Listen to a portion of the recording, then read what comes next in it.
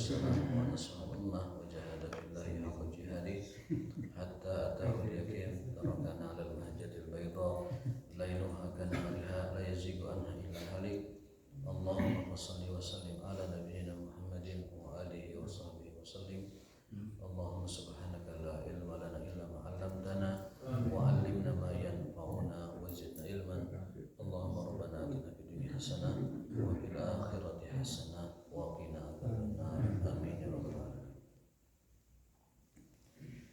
Bapak sekalian, Allah Subhanahu wa taala, alhamdulillah di subuh hari ini, hari Jumat, ini adalah hari yang paling afdal untuk beribadah, Sayyidul Ayyam. Jumat adalah Sayyidul Ayyam, penghulunya hari-hari. Dalam sebuah hadis bahwa afdalus salat, salat yang paling afdal adalah salat subuh. Dan salat subuh yang paling afdal adalah salat subuh yang berjamaah. Dan salat subuh berjamaah yang paling afdal adalah salat subuh berjamaah di hari Jumat. Jadi alhamdulillah kita sudah menunaikannya. Juga sebagaimana hadis Rasulullah SAW, man sholat subha fa huwa fi zimmatillah. Barang siapa yang sholat subuh, maka dia berada dalam jaminan dan tanggungan Allah Subhanahu wa taala. Itu selalu kita ulang-ulang supaya nempel, supaya meresap, supaya masuk ke alam bawah sadar kita. Man sholat subha, barang siapa yang sholat subuh, maka dia berada dalam tanggungan dan jaminan Allah Subhanahu wa taala. Hadis terakhir kita yang minggu lalu tentang sebaik-baik harta adalah harta yang ada di dalam genggaman orang soleh, atau sebaik-baik harta adalah yang ada di tangan orang soleh. Sudah kemarin ya. Jadi ceritanya Rasulullah SAW ini mengutus Amr bin As untuk sebuah penaklukan wilayah. Ya, Amr bin As itu sahabat yang sangat fenomenal ya. Dulu sebelum Islamnya beliau itu dikenal dengan Dahiyatul Arab. Jadi cendekiawannya bangsa Arab, diplomatnya bangsa Arab. Pokoknya nama beliau itu orang yang paling dijagokan oleh bangsa Arab dalam segala hal. Ya, di samping Khalid bin Walid, ada dua pemuda Arab yang sangat-sangat dibanggakan dan dijagokan. Itu Khalid dalam bidang militer dan Amr bin As dalam bidang diplomasi, kemudian komunikasi dan juga yang bersifatnya itu interaksi antar pihak lah, negosiator dan sebagainya. Ini Amr bin As ini luar biasa. Kalau Umar bin Khattab itu beliau dalam kelompok orang-orang yang bisa dikatakan berumur lah, Abu Bakar, Umar, Utsman itu kan. Nah kalau pemudanya itu ini Amr bin As dengan Khalid bin Walid. Jadi mereka ini benar-benar pemuda yang dijagokan sekali. Ketika dua-duanya masuk Islam, dan itu masuk Islamnya juga masing-masing tadinya jaga image, masing-masing tidak mau diketahui dia masuk Islam. Khalid berangkat sendiri ke Madinah, Amr berangkat sendiri. Tiba-tiba di Madinah ketemu. Kamu kesini? Iya. Aku juga kesini. Akhirnya mereka sama-sama menghadap Rasulullah SAW dan masuk Islam. Yaitu Khalid bin Walid dengan Amr bin As. Jadi dua jagoan Quraisy, dua pemuda idaman dan andalan Quraisy masuk Islam dengan mendatangi Rasul langsung ke Madinah. Nah setelah Amr bin As masuk Islam ini, Rasul tahu kemampuannya, Rasul tahu kepiawaiannya dalam segala hal. Akhirnya beliau diutus oleh Rasulullah SAW ke sebuah wilayah untuk ditaklukkan ya. Dan beliau berpesan begini pesannya. Ya Amr, inni uridu an ab'asaka ala jaishin fayughnimaka Allah. Wahai Amr, aku ingin mengutus engkau untuk menaklukkan sebuah wilayah yang dengan penaklukan itu Allah akan membuatmu kaya raya. Gitu.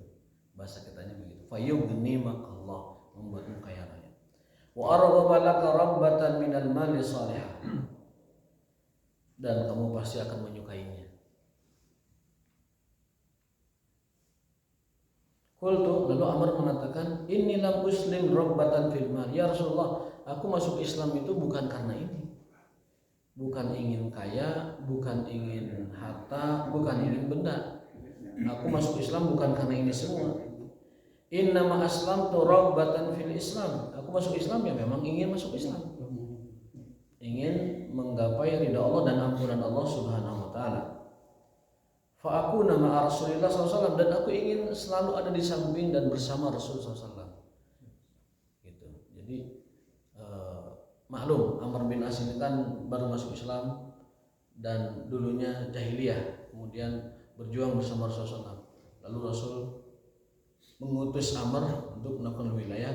Dengan itu Allah akan membuatnya kaya raya. Disangkanya kekayaan itu akan melupakannya, atau disangkanya kekayaan itu adalah tujuannya, sehingga dia lupa dari tujuan. Tetapi Rasul mengatakan begini, ya Amr, ni'mal malu sholih lil mar'i sholih. Wahai Amr, ketahuilah sebaik-baik harta adalah harta yang ada di dalam genggaman orang soleh. Artinya apa? Kalau kekayaan itu di tanganmu, maka itu adalah maslahat. Kalau kekayaan kaya raya itu orang sepertimu, itu maslahat, baik bagimu dan baik bagi umat. Jadi kesimpulannya bahwa yang namanya kekayaan yang paling berkah adalah kekayaan yang ada di dalam genggaman orang soleh. Kebalikannya, kalau kekayaan ini di tangan atau di genggaman orang yang tidak baik, maka mafsadat, madarat buat dia, madarat buat keluarganya, madarat buat lingkungannya juga, karena dia akan menjadi sponsor kemaksiatan di lingkungannya. Dia akan menjadi donatur kemaksiatan di lingkungannya. Kalau harta itu di tangan orang jahat atau orang buruk, orang fasik, orang tidak soleh. Maka Rasul memuji sebaliknya, wahai Amr, ketahuilah sebaik-baik harta adalah harta yang ada di dalam genggaman orang soleh. Jadi kesimpulannya mah orang-orang baik, orang-orang soleh, ya sebaiknya mah kaya gitu. Karena di tangan mereka jadi berkah, jadi maslahat buat umat, jadi maslahat buat dirinya juga. Kemudian hadis berikutnya adalah Rasulullah SAW ini pengulangan sedikit yang kemarin karena pernah disampaikan. Rasulullah SAW bersabda ya, di dalam hadis riwayat Salamah bin Ubaidillah bin Mihsan al-Ansari dari ayahnya, dari Nabi SAW, man asbaha aminan fi sirbihi, barang siapa yang dikaruniai rasa aman di rumahnya, jadi dia punya tempat yang nyaman, mu'afan bi jasadihi, sehat afiat badannya, indahu ta'amu yaumihi, punya makanan di hari itu buat makan, faka'annama hizat lahu dunya, itu orang seperti itu seolah-olah Allah berikan dunia seluruhnya. Jadi orang itu kalau dia punya tempat yang nyaman, badannya sehat, punya makan di hari itu, udah dia itu seolah-olah memiliki dunia seluruhnya. Aman, sehat, lalu jadi punya makan, aman, sehat, punya makan, aman, sehat, tiasa tuang, tos etama dunia diberikan kepada dia. Ayeuna orang sehat, orang aman, tuh gadahan ribu, badan mau sehat, orang ringkas gitu, rumahnya nyaman, tuh gadahan ribu, tuh aya indomie acan ribu, ditinju kan, ayeuna maktuangan seueur, aman di rumahnya nyaman, tapi tidak sehat, susah juga, makanan banyak, bergunung-gunung. Rumahnya bagus, mungkin gedong, mungkin juga tidak gedong tapi bagus, nyaman gitu. Gering, tidak nyaman juga. Tipu juga. Nah, sekarang kebalikannya, badan sehat, kemudian makanan ada, tidak aman. Tiap hari perang, tiap hari ada kerusuhan, tiap hari ada kehancuran, teror, tidak aman. Maka Rasul bersabda, barang siapa yang punya tempat tinggal yang nyaman, badannya sehat, punya makan untuk hari itu, maka dia diberikan dunia dan isinya, diberikan seluruh dunia. Maka kita bersyukur kalau tiap hari nyaman, kemudian bisa makan, sehat, sesuai teman.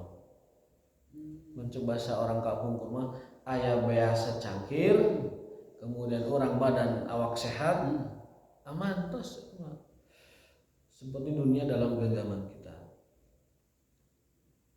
Itu konteksnya tawadhu dan qanaah. Jadi kalau konteksnya qanaah, tawadhu, maka berpikir kita cara seperti ini, cara berpikir seperti ini. Punya makanan, kemudian aman, kemudian sehat, dah cukup. Qanaah, tawadhu, bersyukur. Tapi kalau konteksnya kita ini mempersiapkan masa depan, maka harus dipersiapkan. Dalam sebuah ayat Allah berfirman, a'udzubillahi minasyaitonir rajim, wal tandur nafsum ma qaddamat lighad. Kata Allah, maka perhatikanlah apa yang kamu siapkan untuk masa depanmu. Baik masa depan akhirat juga masa depan dunia. Artinya masa depan itu harus disiapkan, harus diplanning, harus dirancang. Itu diterangkan oleh hadis Nabi SAW juga. Beliau bersabda dalam sebuah riwayatnya, beliau tuh pernah punya tanah dari Bani Nadir, punya tanah di Bani Nadir, bukan di Bani Nadir, punya tanah luas. Dijual tanahnya, lalu hasil penjualan tanahnya itu beliau tabung untuk persiapan logistik keluarganya selama 1 tahun. Artinya beliau itu punya kebiasaan, beliau punya pola mencadangkan makanan dan segala macam kebutuhan rumah tangga 1 tahun ke depan. Itu Rasulullah SAW untuk keluarganya. Karena keluarga beliau itu dalam semua syair disebutkan zaujatuhu ihda asyara. Keluarga beliau itu ada 11 keluarga. Dalam riwayat lain mungkin 13 keluarga. Jadi karena banyak keluarga beliau itu mempersiapkan bagaimana setahun ke depan mereka itu aman semuanya. Ini yang menjadi dasar kita ini harus mencadangkan atau menabung persiapan 1 tahun ke depan. Jadi kalau manakala ada sesuatu terjadi, kita sudah punya jaga-jaganya, cadangannya gitu. Batasnya berapa? 1 tahun. Rasul menyiapkan uang darurat buat 1 tahun ke depan. Jadi tidak bertentangan antara hadis yang ini, ya, barang siapa yang punya makan sehat dan aman di hari itu, dia diberikan dunia dan isinya, dengan hadis bahwa Rasul senantiasa mencadangkan, menyiapkan bekal untuk 1 tahun keluarganya. Ya. Kalau bab qanaah dan menerima itu harus harian begitu. Tapi kalau bab mempersiapkan, Rasul menyiapkan untuk keluarganya. Sekali lagi, Rasul menyiapkan 1 tahun itu bukan untuk dirinya, tapi untuk keluarganya. Kita mah bisa bertahan dan bisa merih, bahasanya begitulah.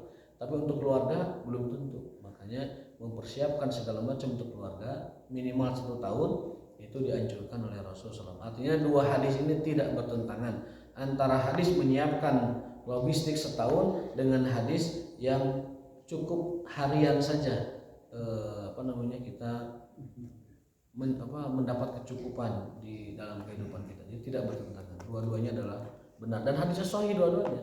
Ini konteksnya adalah tawadhu, qanaah dan syukur. Ya ini konteksnya mempersiapkan masa depan yang akan kita hadapi.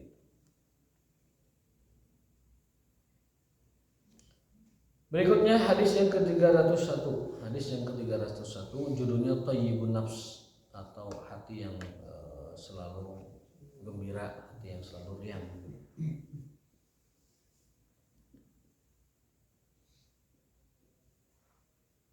Innahu, langsung saja ke hadisnya. Faqala Rasulullah SAW, innahu la ba'sa bil ghina liman ittaqa. Rasul bersabda, tidak mengapa kekayaan itu dimiliki selama yang memilikinya itu orang bertakwa. La ba'sa bil ghina, innahu la ba'sa bi, sesungguhnya tidak mengapa orang itu punya kekayaan, liman ittaqa, asal bertakwa. Wasihhatu liman ittaqa, enggak apa-apa orang itu sehat asal dia bertakwa. Khairun liman ittaqa khairun minal ghina, dan ketahuilah bahwa kesehatan itu lebih berharga daripada kekayaan. Jadi beliau bersabda bahwa kaya itu boleh asal takwa, sehat itu boleh asal takwa. Dan kalau dibandingkan mana sehat mana kekayaan yang paling afdal, paling baik, kata Rasulullah, as-sihhatu khairun minal ghina, kesehatan itu lebih baik daripada kekayaan. Wati bin nafsi minan na'ami, dan kegembiraan hati adalah bagian dari nikmat-nikmat Allah Subhanahu wa ta'ala. Mudah-mudahan Allah Ta'ala menjaga kita dalam kesehatan, menjaga kita dalam kesyukuran kepada Allah Subhanahu wa Ta'ala.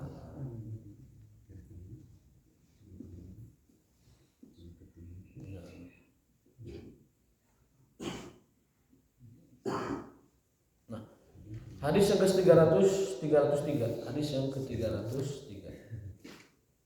302-nya pernah disampaikan, yang intinya adalah apa itu kebaikan, apa itu keburukan. Kebaikan itu adalah akhlak yang baik. Keburukan itu adalah mahaka fi nafsika, sesuatu yang bimbang dalam hatimu dan ragu-ragu melakukannya, itu biasanya dosa. Apa itu dosa, apa itu pahala? Pahala itu akhlak yang baik. Dosa itu apa yang bimbang di hatimu dan kamu tidak senang kalau orang melihatnya. Jadi kalau ditanya, naon patokan dosa teh, kan ada yang bertanya, dosa teh naon sih? Dosa itu bukan meledos teka rasa, bukan. Dosa itu adalah, dalam definisi hadis, dosa itu sesuatu yang membuat hatimu tidak nyaman dan kamu tidak mau kalau orang melihatnya. Itu dosa. Definisi dosa itu sederhana. Kamu tidak nyaman melakukannya dan kalau kelihatan orang kamu tidak suka. Korupsi misalnya. Ada nggak orang korupsi di hatinya itu nyaman, tentram, aduh bahagia, korupsi bahagia? Ada nggak? Nggak akan ada. Pasti hati kecilnya ini uang korupsi. Yang kedua, tidak suka kalau orang lihat. Kalau korupsi itu ketahuan, pasti nggak suka dia. Gitu. Pokoknya dosa itu definisinya sederhana. Kamu tidak nyaman di hati dan kamu nggak suka kalau orang tahu, itu dosa.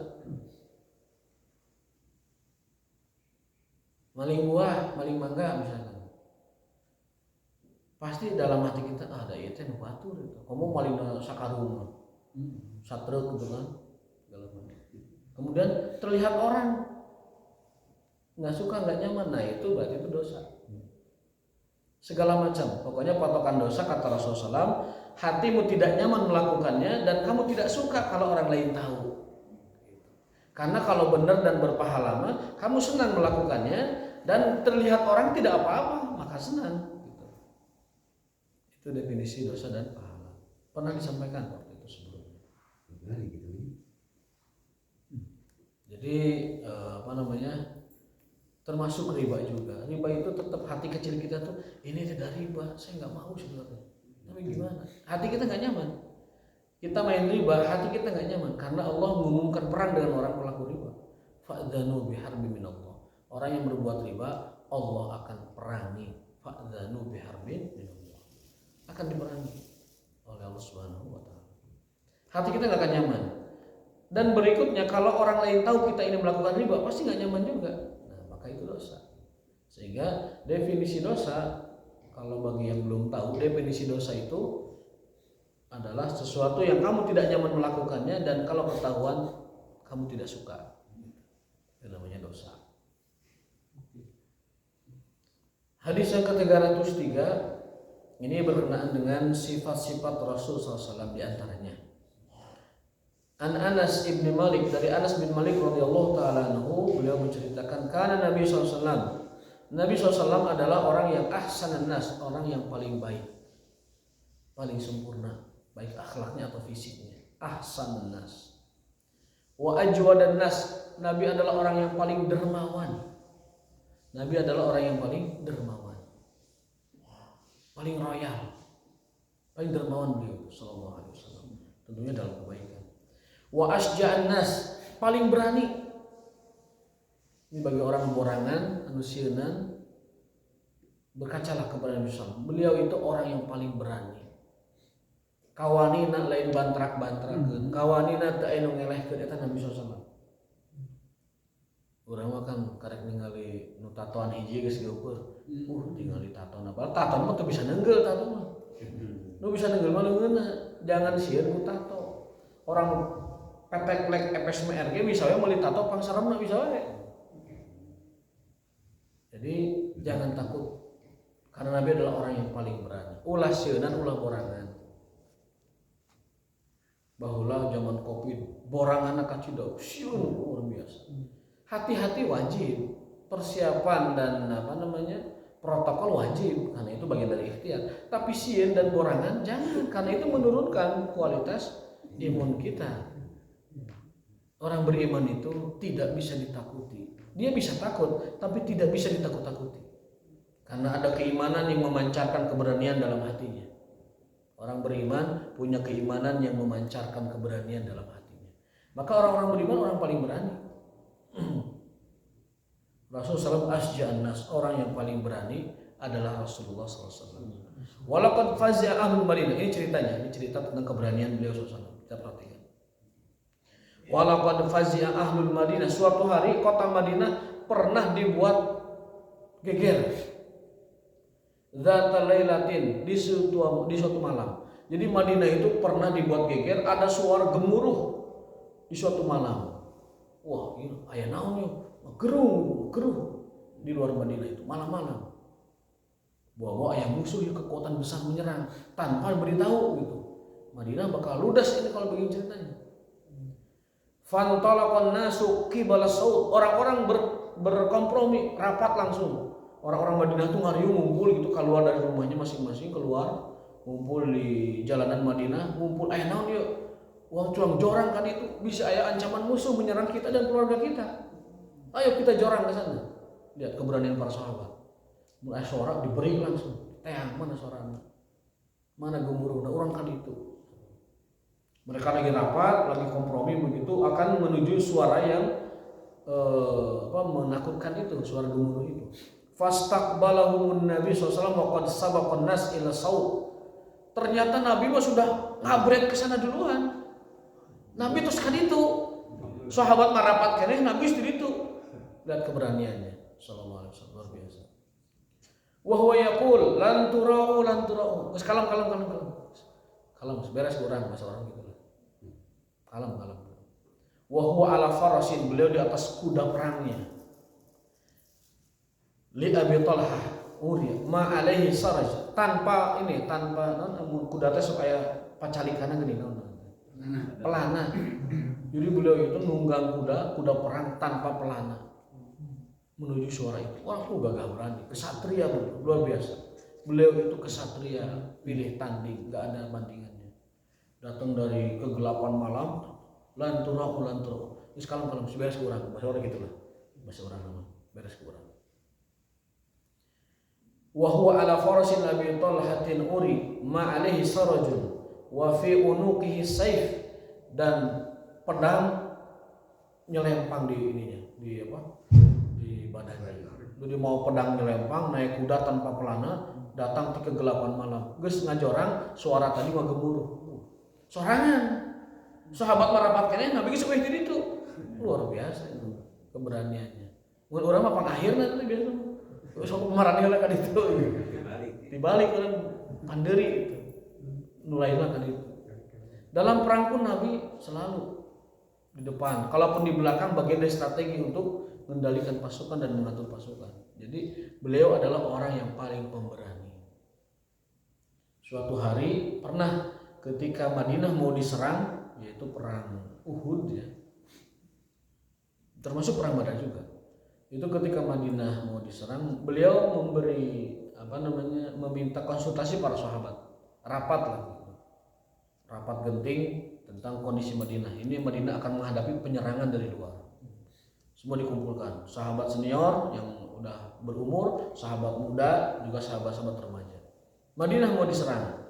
Gimana pendapat kalian? Jorang musuh di medan perang di sana sebelum Madinah, atau biarkan musuh masuk, kita hancurkan di dalam? Keun sina arasuk karawat, atau orang jorang di luar, sina masuk Madinah. Orang-orang sepuh nyari, namanya juga orang berumur, pikirannya panjang. Ya Rasul, ini wahyu atau pendapat? Kata Rasul, ini pendapat, bukan wahyu, ini pendapat. Silakan utarakan pendapat kalian. Karena kalau sudah wahyu, tidak ada celah pendapat. Semua sami'na wa ata'na kalau sudah wahyu. Tapi kalau pendapat, mereka mengutamakan pendapat, mengutarakan pendapatnya. Orang-orang tua itu memilih, ya Rasul, biarkan kamu masuk Madinah. Musuh biarkan masuk Madinah, kerewok di Madinah. Orang-orang sepuh milihnya rada-rada nyari aman lah. Masuk karena pikirannya panjang orang itu. Daripada keluar orang capek-capek tenaga beak di jalan, kan wis asup ke jero, orang hantem di dalam. Anak muda berbeda. Itu ya Rasul ulah sampai asup Madinah, di luar orang jorang. Tong sampai asup Madinah, beakeun di luar pas orang begitu. Rasul SAW melihat semangat anak muda condong ke situ. Rasul pun akhirnya ya udah, saya setuju tuh pendapat itu anak muda. Akhirnya Rasul masuk kamarnya pakai baju besi. Udah pakai baju besi, baju perang. Nah, ngaran teh bahasa Malaysia nama baju zirah ya. Saya lihat film ini, film Bobo Boy. Kalau Bobo Boy itu kalau ada musuhnya pakai baju besi namanya baju zirah itu.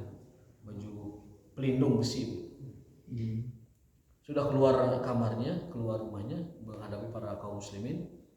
Orang-orang muda yang tadi ngusulin perang di luar itu berpikir ulang.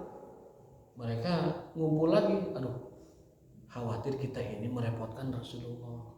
Jangan-jangan pendapat kita ini membuat beliau berat dan merepotkan. Sebenarnya beliau tuh mungkin inginnya bukan begini, tapi inginnya seperti ingin orang tua itu, masuk Madinah, hantam di Madinah musuh itu.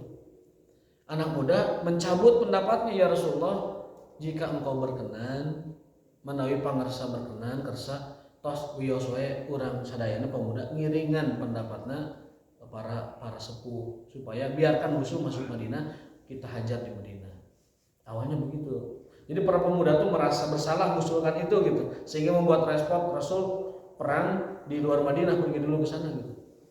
Apa jawaban Rasul? Wallahi demi Allah, ma yang bagi li nabiyyin idza labisa dir'ahu an yakhlahu. Demi Allah, tidak pantas bagi seorang nabi setelah memakai baju perang mencopotnya kembali. Luar biasa itu. Pantang bagi nabi sudah pakai baju perang dilaan deui. Pantang bagi nabi. Mun geus baju perang, kudu perang kan? Pantang itu keberanian. Orang-orang yang mentalnya cemil gak bisa begitu. Akhirnya berangkatlah mereka ke Uhud dan menaklukkan musuh di Uhud. Jadi itu keberanian Nabi SAW. Di sini pun digambarkan kembali, Rasul adalah asja'an nas, orang yang paling berani. Jadi jangan borangan, jangan sial. Hati-hati wajib.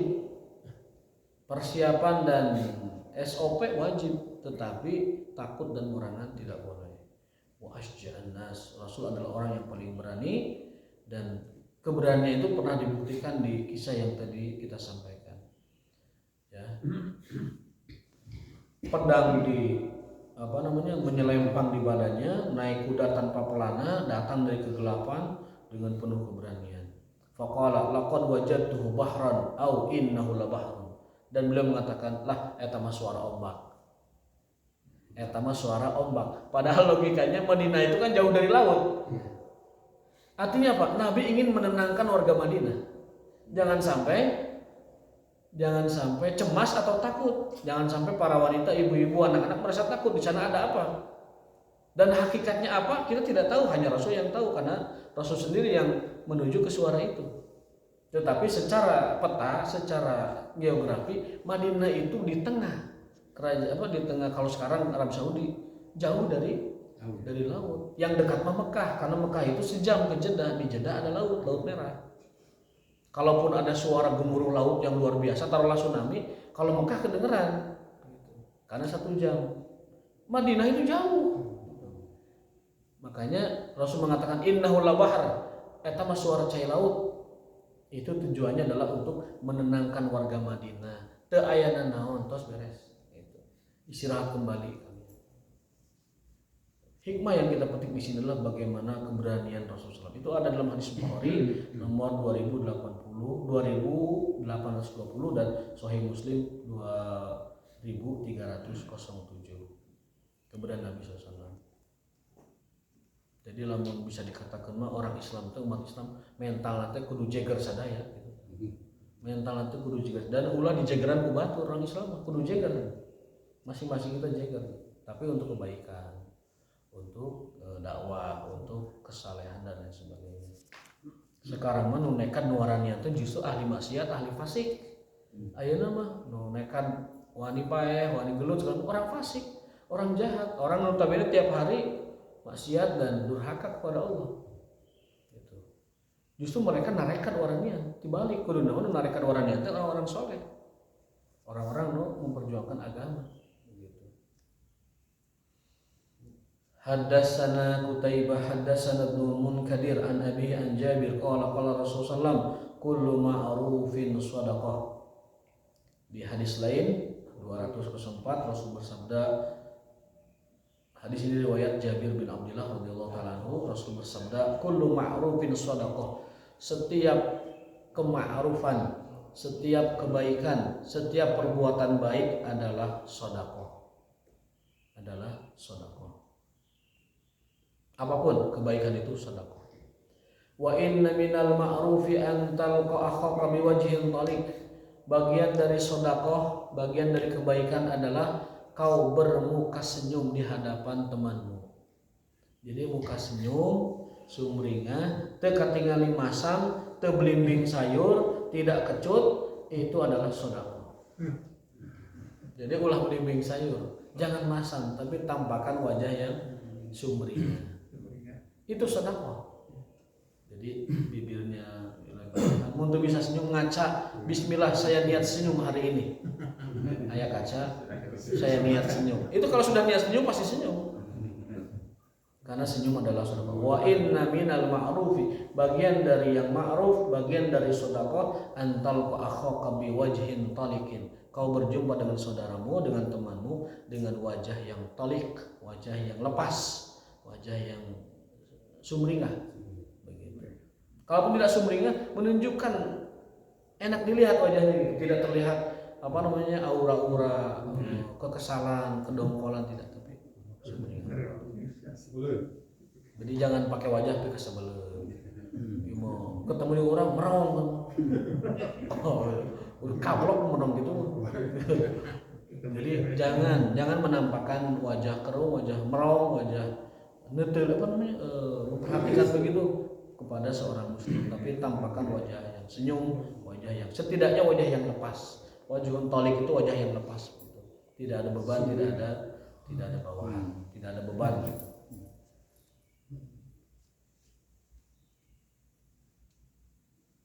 Makanya bermuka masam ataupun menunjukkan wajah yang tidak familiar, tidak baik bisa jadi dosa, karena kebalikannya itu kan sedekah dan kebaikan. Berarti kebalikannya berarti bisa jadi dosa kalau dia menampakkan wajah yang keren dan segala macam.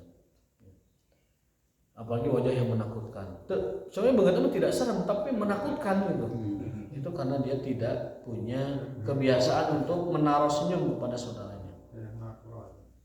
Wa antum rigo, dan engkau mindalwika nyicikeun cai tina ember kamu, kata Nabi, fi innai akhika, ke ember temanmu itu sedekah.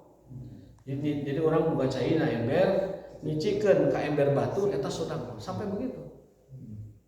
Jadi kau pindahkan, kau cicikan air embermu kepada ember yang lain temanmu, itu sedekah. Karena zaman dulu kan sumur ya, mungkin nimba, mungkin pompa begitu, ada embernya penuh, pindahkan ke orang lain, itu sedekah. Jadi nyicikeun cai sedekah. Kamu cek kopi mah. Sedekah. Madak sedekah nyicikeun cai. Bismillah. Udah lama aja sewang gitu nya.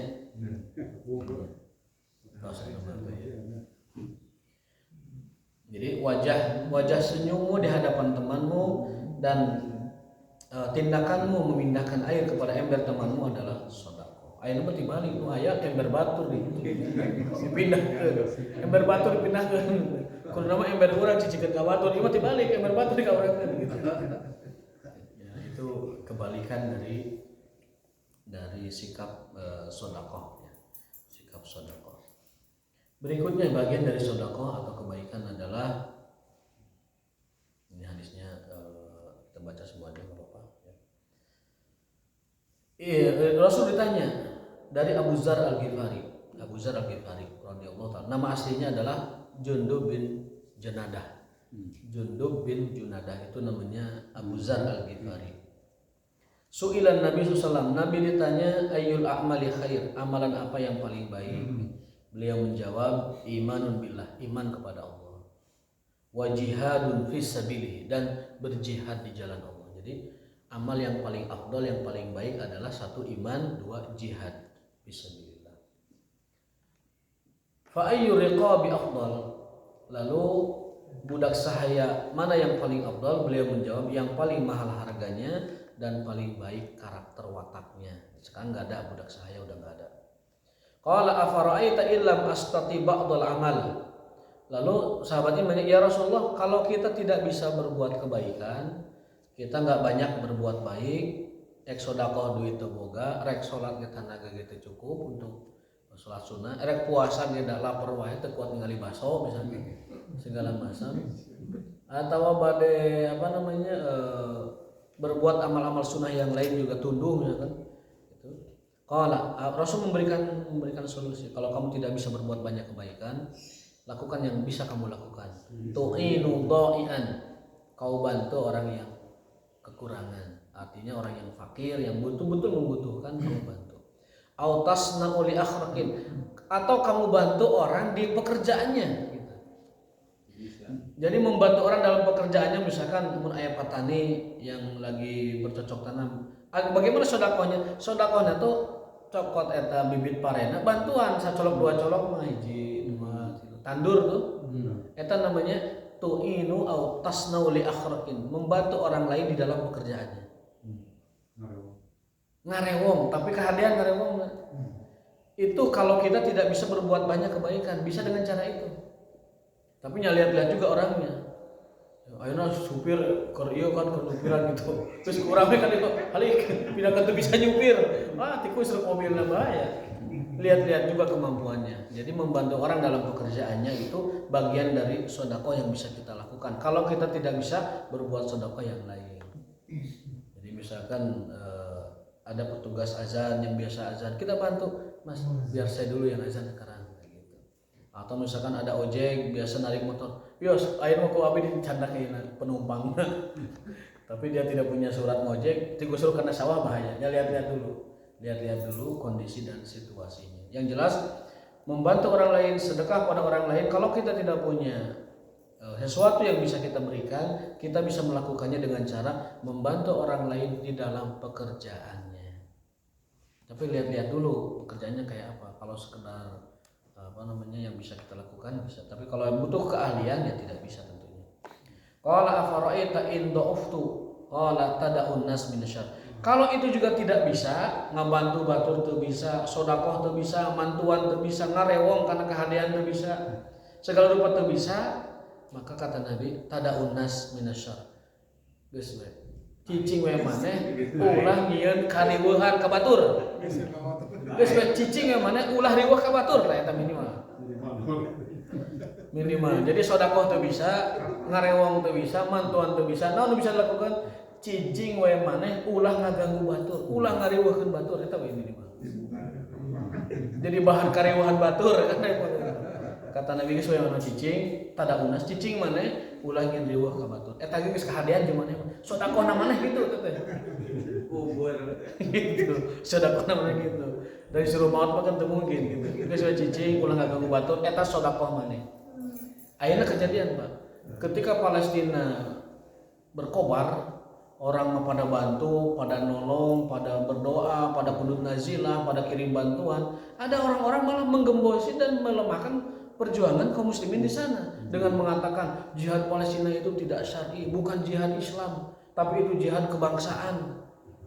Nauzubillah. Dan eta yang berkata seperti itu bukan orang biasa, tapi ustadz-ustadz yang diikuti oleh pengikutnya. Lalu mengatakan sebaiknya orang Palestina itu tinggalkan Palestina, hijrah saja ke negeri orang. Lalu setelah itu serang habis-habisan itu Zionisnya. Ya gimana? Orang nampung mereka aja nggak ada, negara yang mau nampung mereka. Jumlah jutaan seperti siapa yang ngasih makan, siapa yang ngasih tempat juga. Dan yang kedua, kalau sudah kosong Palestina, lalu kemudian bangsa itu dikuasai oleh Zionis, apa ada yang bisa mengusir Zionis begitu saja dengan mudahnya? Tidak akan. Makanya yang seperti itu teh cek bahasa urang mah nu kitu teh naonnya teh istilahna lah pokona mah nu kitu mah geus teu mantuan geus teu ngarewong kana kahadean ngadoakeun ge buah henteu ngalah ngagembosi orang lain supaya tidak mendukung perjuangan Palestina. Malah lebih parah deui memfitnah perjuangan Palestina. Eta mah perjuangan kedaerahan, perjuangan kebangsaan, nasionalisme cenah bukan jihad. Nauzubillah. Padahal mereka sejak awal dari tahun 48 ke 47 sudah dijajah. Mereka kaum muslimin yang dulunya nyaman, yang ribuan tahun hidup aman dengan Yahudi. Di zaman Umar mereka aman, di zaman Salahuddin mereka aman, di zaman pemimpin Utsmaniyah mereka aman terus. Nah, baru zaman sekarang di bawah Zionisme, orang di sana itu tidak nyaman beribadah. Orang Nasraninya terancam, orang Islamnya juga diusir, dan kondisi tidak aman. Maka hadis ini pas banget untuk orang-orang seperti itu. Mun teu bisa mentuan, teu bisa ngadoakeun, minimal menenggeus cicing we mah. Cicing lagi sedekah mah. Cicing lagi geus ngabantu. Nah seperti itu. Tada'un nasa minasyari fa innaha shadaqatun tusaddiquha ala nafsika. Eta ngaranna sedekah ka diri maneh sorangan kitu teh ngaranna. Rohingya itu Islam bukan? Rohingya itu Islam. Dengan segala macam kekurangan kelebihannya, dan saya juga kurang tahu sebenarnya mereka itu bagaimana. Tetapi kalau mereka itu Islam ya Islamnya. Hanya saja ya itu kurang tahu lah, mungkin perlu penyelesaian yang lebih komprehensif di pemerintah.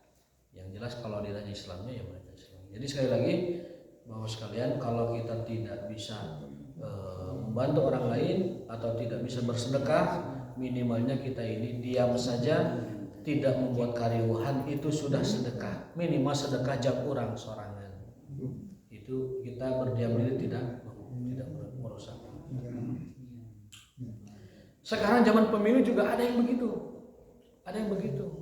Sudah mah dia tidak mendukung kepada kekuatan politik umat begitu, tapi menggembosi, mengajak umat untuk golput. Ada Pak Ustadz begitu ayat. Dan itu di medsos itu lumayan ada viral, mengatakan bahwa pemilu itu adalah sistem demokrasi itu bukan bagian dari Islam. Nauzubillah. Menggembosi suara umat Islam. Saya curiga orang-orang seperti ini itu memang di belakangnya ada pihak tertentu. Dan itu pernah terjadi. Kenapa Irak sekarang jatuh kepada tangan Syiah? Karena dulu ketika pemilihan umum perdana setelah agresi Barat ke Irak, kan negara Irak tanpa pemerintahan. Lalu di bawah pengawasan internasional diadakan pemilu pertama di bawah PBB. Orang Syiah mau bebeakan supaya menang pemilu, karena pemimpin Irak pertama akan terus kesananya dipegang oleh mereka. Ari pihak Sunni malah bersengkarut, berselisih, saling cakar, dan dai-dainya, tokoh-tokoh ustad-ustadna ngagelorakeun golput pemilu, dan pemilu mah produk barat cenah. Akhirnya mah umat Islam 5% terpilih eta, di dalam datanya kalah gitu. 5%-an umat Islam tidak milih karena terpengaruh dengan suara-suara sumir seperti itu. Pemilu digelar, hasil diumumkan, yang menang adalah pihak Syiah. Sampai sekarang ya Syiah terus. Mungkin entah sampai kapan, sampai Allah merubahnya. Ini jangan sampai terjadi di negara kita. Jadi karena umat Islam yang baik, yang solehnya diam, sehingga apalagi golput, nauzubillah, sehingga yang menang itu orang lain. Akhirnya kita gigit jari, geus jara di bawah, kita gigit jari. Tuh bisa ngapa-ngapain. Nah, itu jangan sampai terjadi. Kalau orang diam, maka orang jahat akan memenangkan pertarungan. Kalau orang soleh fasik, maka orang jahat akan memenangkan pertarungan. Jangan seperti itu. Kita tidak mau seperti itu. Kita bisa-bisa. Apalagi MUI sudah ngeluarin fatwa haram hukumnya golput. Artinya berikan dukungan kita kepada suara yang memenangkan kekuatan politik umat yang berjuang untuk kemaslahatan keumatan. Nah begitu. Jangan sampai kita mengalami kejadian yang terjadi di Irak sana. Gara-gara kita tidak memilih, gara-gara orang banyak dipengaruhi, digembosi tidak memilih, bahkan dari ustadz-ustadz mereka sendiri hasutan itu, sehingga akhirnya dimenangkan oleh orang lain dan kita hanya gigit jari serta tidak bisa berbuat apa-apa setelah itu. Wallahu ta'ala bishawab wa ma taufiquna illa billah. Wa ta'ala bi muradihi. Rabbana atina fid dunya hasanah wa fil akhirati hasanah wa qina adzabannar. Subhanallahi wa bihamdihi bihamdika asyhadu an la ilaha illa anta astaghfiruka wa atubu ilaik. Assalamualaikum warahmatullahi wabarakatuh.